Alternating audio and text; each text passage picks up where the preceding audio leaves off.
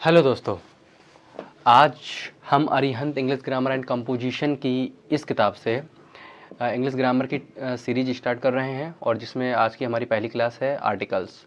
और important articles की इस क्लास को बहुत ध्यान से कवर करना है और बहुत ही इम्पोर्टेंट क्लास है। ओके, तो अगले बढ़ते हैं। और हमने पहले की क्लास में आपको ये समझाई दिया था कि कौन कौन से टॉपिक्स किस तरीके से कवर करना है, कहाँ कहाँ किस टॉपिक्स को पहले कवर करना है, कहाँ बाद में कवर करना है। तो ये सारा चीज़ें हमने आपको बता ही दिया था, ठीक है। 69 यूनिट के बारे में पहले की क्लास, इंट्रोडक्शन क्लास में हम आपको बता चुके हैं कि किस तरीके से क्लासेस हमारी होने वाली हैं। अगले बढ़ते हैं कि कौन कौन सी क्लास अगले चलेंगी, किस तरीके से होंगी। आज की हमारी क्लास है आर्टिकल्स की। बढ़ते हैं आर्टिकल्स, यहाँ पर समझते हैं। देखिए, आर्टिकल्स हमारे इंग्लिश ग्रामर में क्या भूमिका निभाता है, इसका क्या इंपॉर्टेंट रोल है, इसको समझेंगे। पहले तो हम आर्टिकल्स की क्या ज़रूरत पड़ती है और कहाँ पर कौन से आर्टिकल्स यूज़ करते हैं, किस तरीके के आर्टिकल्स होते हैं, कितने प्रकार के आर्टिकल्स होते हैं, इस सबको समझना है। ओके, आर्टिकल्स का यूज हम क्यों करते हैं और आर्टिकल्स का यूज किस तरीके से करते हैं, है ना। तो आर्टिकल्स दो तरीके के होते हैं, पहले ये समझना। आर्टिकल्स कितने तरीके के होते हैं? दो तरीके के। एक होता है इंडेफिनिट आर्टिकल्स और एक होता है डेफिनिट आर्टिकल्स। इंडेफिनिट आर्टिकल्स में कौन कौन से आते हैं, यहाँ पर मैं आपको बता दूँ। इंडेफिनिट आर्टिकल्स में आता है ए और एन, है ना, ए एंड एन। और डेफिनिट आर्टिकल्स में कौन आते हैं? डेफिनिट आर्टिकल्स में आएगा आपका ओनली द। क्या आएगा? Only the. पहले मैं सेंटेंस स्ट्रक्चर बता देता हूँ, आर्टिकल्स कहाँ यूज होता है, कहाँ यूज नहीं होता है। ओके, एक सेंटेंस स्ट्रक्चर देखना। देखिए, सबसे पहले सब्जेक्ट का यूज करते हैं हम किसी भी सेंटेंस में, प्लस उसके बाद हम वर्ब का यूज करते हैं इंग्लिश ग्रामर में, प्लस उसके बाद तीसरे नंबर पर हम किसका यूज करते हैं? आर्टिकल्स का यूज करते हैं, ठीक है, प्लस चौथे नंबर पर हम किसका यूज करते हैं? ऑब्जेक्ट का। एक तो ये रूल कहता है इंग्लिश ग्रामर में कि आर्टिकल्स का यूज कहाँ होता है, आर्टिकल्स की जगह कहाँ पर है, ठीक है। तो आर्टिकल्स की आपने जगह देख ली, कहाँ पर है? यहाँ है आर्टिकल्स की जगह। कहाँ है? ये वर्ब के बाद है, ऑब्जेक्ट से पहले, ठीक है। अगले बढ़ते हैं। आर्टिकल्स और कहाँ यूज कर सकते हैं हम? ध्यान रखना, सब्जेक्ट होगा प्लस वर्ब होगा प्लस आर्टिकल्स होगा। अगर एडजेक्टिव का यूज हो रहा है तो एडजेक्टिव से पहले होगा, ठीक है। कहाँ होगा? Plus object. इसको भी मैं आपको बता दूं, अगर एडजेक्टिव होगा तो आर्टिकल्स की जगह कैसे चेंज हो जाती है, कौन से स्थान पर हो जाता है आर्टिकल्स, इसको समझते हैं पहले। देखिए, सब्जेक्ट प्लस वर्ब तो रहती है साथ में, आर्टिकल्स हमारा ये है। आप किसके अकॉर्डिंग आर्टिकल्स आएगा? हमारा एडजेक्टिव के अकॉर्डिंग आएगा। एडजेक्टिव जैसा होगा आर्टिकल्स हमारा वैसा ही होगा, ठीक है। लेकिन यहाँ पर हमारी वर्ब के बाद आर्टिकल आ रहा था और ऑब्जेक्ट के अकॉर्डिंग आ रहा था, ठीक है। तीसरा और समझ लेते हैं थोड़ा सा इसको। यहाँ पर अगर subject plus verb plus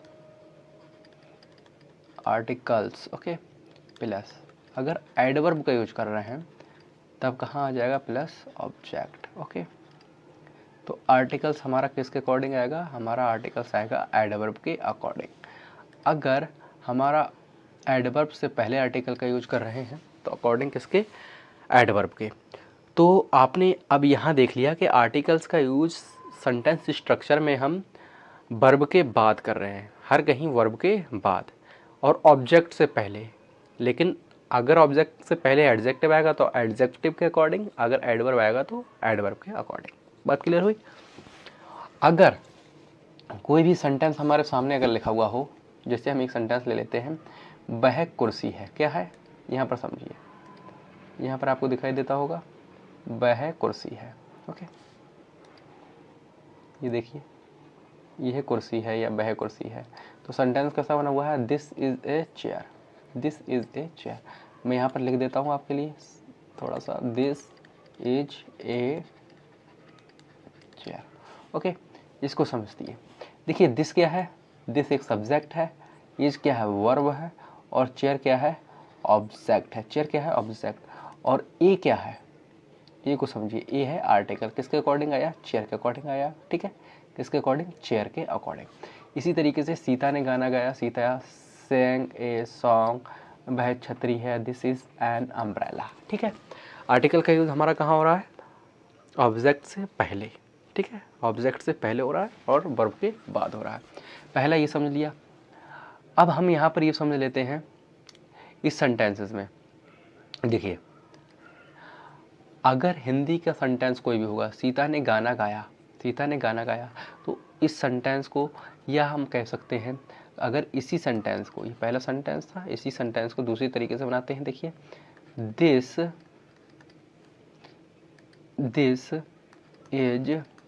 chair, this is chair, क्या हुआ?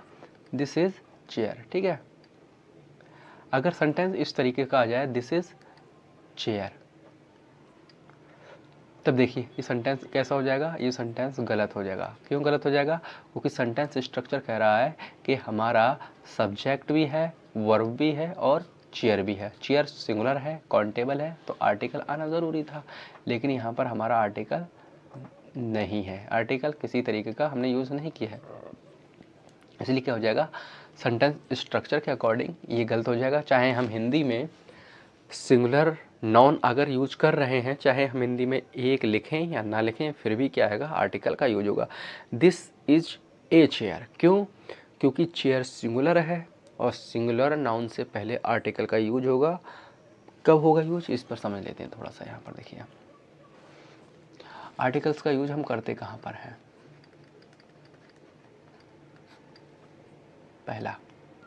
पहला समझते हैं। अगर सिंगुलर क्या हो? सिंगुलर काउंटेबल नाउन हो। सिंगुलर काउंटेबल नाउन से पहले हम आर्टिकल का यूज करेंगे। किसका? ए का या एन का। ये ऐसे आर्टिकल हैं जहाँ पर हम यूज करते हैं। ठीक है, सिंगुलर काउंटेबल नाउन से पहले। अब सिंगुलर काउंटेबल नाउन मतलब, अगर मान के चलते हैं सिंगुलर ले लेते हैं, बॉय, गर्ल, बुक, है ना, पेन। अब ये सब क्या है?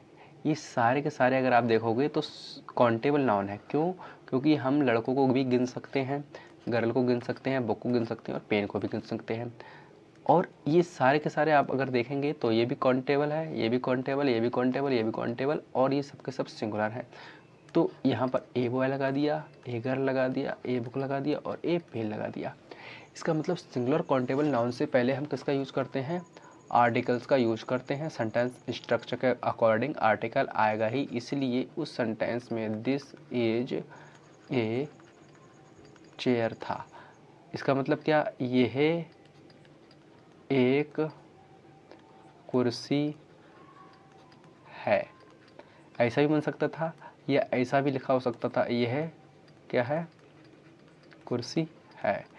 अब कुर्सी खुद में क्या होगा? सिंगुलर काउंटेबल है ना, हर जगह हम क्या ऐसा थोड़े लगाएंगे कि यह एक कुर्सी है, ये एक कुर्सी है, ये कुर्सी है। इससे भी ठीक है, इससे भी ठीक है, लेकिन आर्टिकल आना ज़रूरी है। दिस इज चेयर नहीं हो सकता। ओके, बात क्लियर हो गई?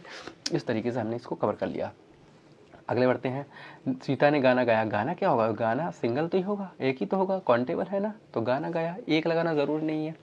ये छतरी है, एक लगाना ज़रूरी नहीं है। तो हिंदी के वाक्य में एक नहीं होते हुए अंग्रेजी अनुवाद करते समय हमें क्या मिल गया? ए और एन आर्टिकल का प्रयोग मिल गया, यूज़ मिल गया। ठीक है, अगले बढ़ते हैं हम। अगले बढ़ते हैं, देखिए अगले क्या है? ए या एन इनडेफिनिट आर्टिकल कहाँ यूज होगा, एन कहाँ लगेगा, ये पहले समझ लेते हैं हम। इसको समझिए। देखिए, आर्टिकल में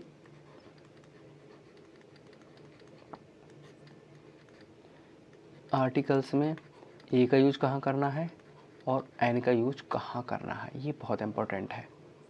इसको मैं बहुत इंपॉर्टेंट बताऊंगा आपको। क्यों? क्योंकि यूज़ बहुत ज़रूरी है। देखिए, सबसे पहले आप ये समझिए, आर्टिकल्स का यूज हम हमेशा कहाँ करेंगे? सिंगुलर नाउन में करेंगे, ये मैंने अभी बताया। दूसरा, नाउन भी कैसा होना चाहिए? काउंटेबल होना चाहिए, यूज होगा। लेकिन ए का यूज होगा या एन का यूज होगा? यूज तो होगा ए या एन का, लेकिन ए का यूज कहाँ होगा और एन का यूज कहाँ होगा, इसको समझते हैं। ए का यूज कहाँ होने वाला है और एन का यूज कहाँ होने वाला है। ओके, यहाँ पर ये समझिए। देखिए ए का यूज हम वहाँ करते हैं जहाँ पर वॉवेल साउंड नहीं होती है। ओके, इस आर्टिकल का यूज में हम सबसे ज़्यादा इम्पोर्टेंट इस बात को देंगे, इस बात को इम्पोर्टेंस देंगे कि साउंड कैसी है, वोकल साउंड कैसी है, ठीक है, हमारे मुंह से निकलने वाली ध्वनि कैसी है, उस पर ज़्यादा फोकस करना होगा। अगर हमारे मुंह से निकलने वाली ध्वनि वॉवेल की है, पहली ध्वनि या फर्स्ट साउंड हमारा कैसा है, वॉवेल है, तो हम आर्टिकल किसका यूज करेंगे, आर्टिकल हम एन का यूज करेंगे। अगर फर्स्ट साउंड कैसी है,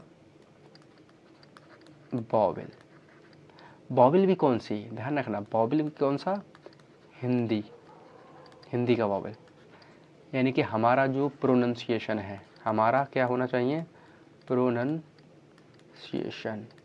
हमारा जो उच्चारण है वो हिंदी का जो उच्चारण करते हैं उसमें पहला लेटर कैसा होना चाहिए, हमारा पहला लेटर हिंदी का होना चाहिए और वो भी कैसा, वॉवेल होना चाहिए। तब हम किसका यूज करेंगे, आर्टिकल एन का। इसका मतलब या तो आ जाए हिंदी में पहला लेटर, या बड़ा आ जाए, या ई आ जाए, या बड़ी ई आ जाए, ऊ आ जाए, बड़ा ऊ आ जाए, ए आ जाए, ए, ओ, औ, अंक, आहा, ठीक है।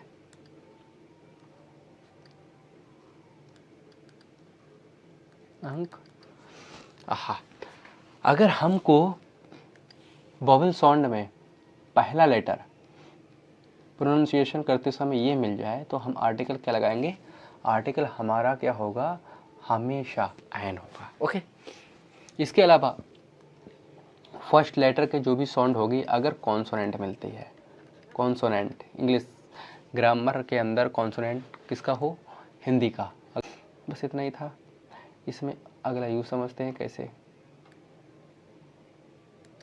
देखिए, अगर हम कहते हैं बॉय, है ना, सिंगुलर नाउन भी है, काउंटेबल भी है, लेकिन हिंदी में इसका उच्चारण जब हम करेंगे तो इसको लिखेंगे कैसे, उच्चारण करते समय हम वही बोलेंगे जैसे हम हिंदी में लिखेंगे। तो बॉय, अब देखिए बॉय क्या है, बी क्या है, इसमें बा क्या है, बा हिंदी का एक कॉन्सोनेंट है, व्यंजन है ना, कॉन्सो हिंदी का क्या है, कॉन्सोनेंट, इसलिए इस बॉय से पहले क्या आएगा, इसका उच्चारण में हिंदी का लेटर आ रहा है सबसे पहले, हिंदी की जो फर्स्ट साउंड है वो क्या है, कॉन्सोनेंट्स यानी कि व्यंजन है, इसलिए क्या आ गया यहाँ पर, ए आर्टिकल का यूज होगा, ए बॉय। बात क्लियर। अगले बढ़ते हैं।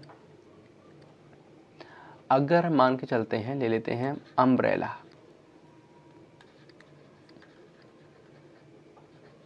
अब लेते हैं अम्ब्रेला। अम्ब्रेला को हिंदी में कैसे लिखेंगे, यहाँ पर समझिए, अम्ब्रेला को हिंदी में लिखेंगे अम्ब्रेला, है ना, इस तरीके से। पहला लेटर क्या है, वॉवेल है, पहला लेटर क्या है, वॉवेल है, किसका वॉवेल है, हिंदी का वॉवेल है, किसका, हिंदी का, इसलिए यहाँ पर हम क्या लगाएंगे, यहाँ पर हमारा रहेगा एन, क्या रहेगा, एन अम्ब्रेला, ठीक है। इस तरीके से हम यूज करते हैं। अब क्वेश्चन ये आएगा कि आखिर ए का यूज क्यों करते हैं, एन का यूज क्यों करते हैं, जब इन दोनों का मतलब तो एक ही है ना, मतलब तो एक ही है, तो ऐसा हम यूज क्यों करते हैं। तो इसका अर्थ है, इसका अर्थ क्या है, इसका मतलब क्या है, देखिए हमारे मुंह से निकलने वाली वोकल साउंड सेम ना हो जाए। अगर मान के चलते हैं, अगर हम लिखते हैं ए एप्पल, तो हम जब बोलेंगे इंग्लिश ग्रामर में किसी भी सेंटेंस को बोलेंगे या इंग्लिश स्पीकिंग में कुछ भी सेंटेंस बोलेंगे तो हमारी वोकल साउंड सेम हो जाएगी। जैसे ये क्या है, वोकल साउंड स्वर है, वॉवेल निकल कर आया ए, और वोकल साउंड ये भी क्या निकल कर आएगा, वॉवेल ए, है ना, ए एप्पल, ए एप्पल, ए एप्पल, इसका मतलब क्या है, सेम फ्रिक्वेंसी हो जाएगी। समझ में नहीं आएगा आर्टिकल यूज किया है या नहीं किया है, इसलिए इसकी जो साउंड को चेंज करने के लिए हमने क्या कर दिया, एन का यूज कर दिया। अब हमारी कांस्टेंट यूज हो गया, एन क्या यूज हो गया, एन यूज कर लिया हमने, क्या कॉन्सोनेंट, है ना। तो हमारा क्या हो गया, देखिए ये वॉवल है, ये भी वॉवल है, अब बीच में हमने किसका यूज कर लिया, कॉन्सोनेंट का यूज कर लिया। तो हमारी जो वोकल साउंड है वो क्या हो जाएगी, चेंज हो जाएगी, जिससे हमारी वोकल साउंड में क्या आएगा, डिफरेंस देखने को मिल जाएगा। अब हम पहचान लेंगे कि आर्टिकल का यूज हुआ है एन एप्पल, है ना, ए एप्पल नहीं, एन एप्पल। एन क्या है, कॉन्सोनेंट, ए क्या है, वोवल, ए क्या है, वोवल। ओके, इस तरीके से हमने, इसलिए हमारा यूज पड़ जाता है एन का और ए का, मतलब दोनों का एक ही होता है। बस इंग्लिश ग्रामर में एक हमारी साउंड बेहतर तरीके से हम परख पाएँ और किस तरीके से हम आर्टिकल्स का यूज़ कर पा रहे हैं वो क्लियर हो जाता है।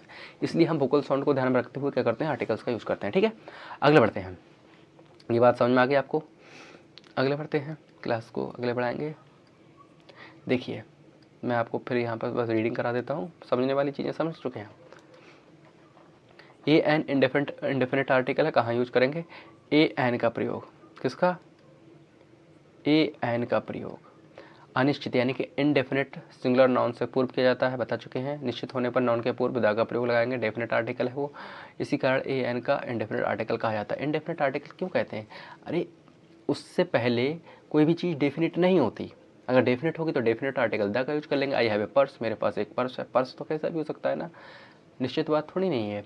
ही सेंग अ सॉन्ग, मैंने गाना गाया, मैंने एक गाना गाया, गाना कोई सा भी हो सकता है, ये निश्चित नहीं है। This is an ink pot, ink pot, ink pot को हम कैसे लिखते हैं, इंक पॉट, है ना। तो ई आ गया, इसलिए क्या लगा लिया, एन का use. Ram is a boy, a boy countable singular है और इसके पहले क्या आ गया, ए क्यों, बी क्या है, बी हम बता चुके हैं आपको। जिस शब्द से पूर्व ए और एन का प्रयोग करना है, यदि उस शब्द के उच्चारण की प्रथम ध्वनि, ध्यान रखना, फर्स्ट साउंड ऑफ प्रोनाउंसिएशन स्वर है तो एन का प्रयोग होगा, अन्यथा ए का प्रयोग होगा। ठीक है, ये बता चुके हैं हम। अगले थोड़ा सा देख लेते हैं इसी में ही, यहाँ पर क्लियर हो जाएंगी चीज़ें। यहाँ पर देखिए, अंग्रेजी भाषा में ए ई आई ओ क्या है, वॉवल होते हैं और कई शब्द वॉवल से शुरू हो सकते हैं, लेकिन मुख्य बात यह है शब्द के उच्चारण की, है ना। बस फोकस किसका करना है, हमें ये नहीं देखना है कि इंग्लिश में ए का यूज हुआ, आई का यूज हुआ है, ई का यूज हुआ है, ओ का यूज हुआ है या यू का यूज है, इससे कोई मतलब नहीं है, इससे कोई मतलब नहीं है। इससे शुरुआत होने वाले शब्दों में हम ए का भी यूज आ सकता है, एन का भी यूज कर सकते हैं, ये ज़रूरी नहीं कि एन का यूज करें, ए का यूज भी हो सकता है, एन का भी हो सकता है। डिपेंड ये करता है कि वोकल साउंड कौन सी है। अगर वोकल साउंड हमारी वॉवल है तो एन का यूज होगा, अगर कॉन्सोनेंट है तो ए का यूज होगा, बस सिंपल, है ना, बस ये काम करना है। और हिंदी वर्णमाला में ये सब समझा चुके हैं हम आपको, है ना। एन अम्ब्रेला क्यों आया, क्योंकि देखिए अम्ब्रेला, अम्ब्रेला अम्ब आ से लिखा गया है इसलिए। ए 1 रुपये क्यों आया, वन, वन किस लिखा गया, वाह क्या है, कॉन्सोनेंट है। ए यू, यू क्या है, कॉन्सोनेंट है। यूनियन क्या है, यूनियन या है, देखिए कॉन्सोनेंट है इसलिए क्या यूज कर लिया। यूनिवर्सिटी क्या है, कॉन्सोनेंट है। ऑनेस्ट देखिए यहाँ पर समझ लीजिए, ऑनेस्ट, फर्स्ट लेटर क्या है उस पर डिपेंड नहीं कीजिए, फर्स्ट साउंड क्या है उस पर ज़्यादा इंपॉर्टेंट है। यानी कि प्रोनाउंसिएशन की हमारी पहली साउंड क्या है, पहली साउंड है हमारी ऑनेस्ट, क्या है, ऑनेस्ट, इसलिए आर्टिकल कौन सा यूज होगा, एन का यूज होगा। ठीक है, ये बात समझ में आ गई होगी आपको। अगले बढ़ते हैं, नेक्स्ट पेज ले लेते हैं। अब यहाँ पर देखिए प्रथम लेटर क्या है, प्रथम लेटर क्या है, ये महत्वपूर्ण नहीं है, महत्वपूर्ण है उसके उच्चारण की प्रथम ध्वनि, उच्चारण की प्रथम ध्वनि, यानी कि हमारा प्रोनंसिएशन, प्रोनंसिएशन ध्यान रखना, प्रोनंसिएशन बोलते हैं ना कि प्रोनाउंसिएशन। हमारा जो उच्चारण है, उच्चारण की फर्स्ट साउंड क्या है उस पर डिपेंड करता है। ठीक है, और कुछ स्वर जो होते हैं ए ई आई ओ यू, इससे स्टार्ट होने वाले कुछ वर्ड्स होंगे तो हो सकता है वो किसकी आवाज़ दे, वॉवल की आवाज़ दे, हिंदी के वॉवल की आवाज़ दे, तो वहाँ पर एन आ जाएगा। लेकिन कभी कभी क्या होता है इनके बावजूद भी वॉवल की आवाज़ नहीं आती, हिंदी के वॉवल की आवाज़ नहीं आती, इसलिए हम क्या करते हैं वहाँ पर कॉन्सोनेंट की तरह यूज़ हो जाता है। कभी कभी क्या होता है कुछ कॉन्सोनेंट्स होते हैं जैसे कि एम एफ एन, है ना, देखिए M F N, X SLH। कुछ ऐसे कॉन्सोनेंट्स हैं जब इसको हम लिखते हैं तो आवाज़ कैसी आएगी हमारी, वॉवल के साउंड की आएगी, वॉवल साउंड आएगी हिंदी के, ठीक है। एफ आ रहा, देखिए पहला लेटर क्या रहा, फर्स्ट लेटर क्या रहा, साउंड क्या है यहाँ पर प्रोनाउंसिएशन की, ये है। तो इन सबसे पहले हम क्या किसका यूज कर लेते हैं, एन आर्टिकल का यूज कर लेते हैं। देखिए NMLA आ गया, NMLA, MLA, ANFIR है ना, NCC officer, NSDO, X-ray, NLLB, NR, NAR, honest. देखिए AR और LLB है ना, ये सब यूज ऑफ ए या एन का यूज कर लेते हैं। देख कैसे कैसे यूज है, ए हाउस है ना, हाउस हा से स्टार्ट है ना, इसलिए क्या आ गया, ए का यूज हो गया। An a universe cram, a unity, a unique USA, an और ऑनरी पोस्ट एंड ऑनरेनियम है ना, honorarium, an SPSDO, historical young man, union, uniform, forest, early meeting, FOMAML है ना। देखिए सब देखिए आप पढ़ सकते हैं, unified plan, an hour daybreak, an honest man, an MPMLC, an RTCRO, husband, a university, a ₹1 note, a useful features, year, UK ship, देखिए IAS IPS, NRC वॉकर। तो ये सब क्या है, इससे पहले हमने क्यों यूज किया तो क्लियर हो गया होगा आपको, ठीक है। अगले बढ़ते हैं। तो स्पेसिफिक यूज़ ऑफ ए या एन, इस क्लास को हम कल कवर करेंगे अगली नेक्स्ट क्लास में, और ये इम्पोर्टेंट क्लास होने वाली है। अभी तक हमने ये समझा कि आर्टिकल्स क्या होते हैं, इंडेफिनिट आर्टिकल्स और डेफिनिट आर्टिकल्स का यूज कहाँ करते हैं, ए और एन का यूज ही क्यों करते हैं, साउंड सेम होने पर भी इसका यूज हम क्यों अलग अलग तरीके से करते हैं, कहाँ यूज करते हैं, ये चीज़ समझी हमने। स्पेसिफिक यूज़ ऑफ ए या एन का कहाँ पर किस तरीके से यूज़ करना है, थोड़ा इसको एक्सप्लेन करेंगे नेक्स्ट क्लास में। Thank you for watching. आपको क्लास पसंद आई हो तो आप इसको कमेंट कर सकते हैं, शेयर कर सकते हैं, लाइक कर सकते हैं या सब्सक्राइब कर सकते हैं। ओके, इस तरीके से हम पूरी इंग्लिश ग्रामर की क्लास सीरीज को कवर करेंगे, डे बाय डे क्लास अगले लेकर चलेंगे प्रैक्टिस सेट के साथ, ठीक है। Thank you.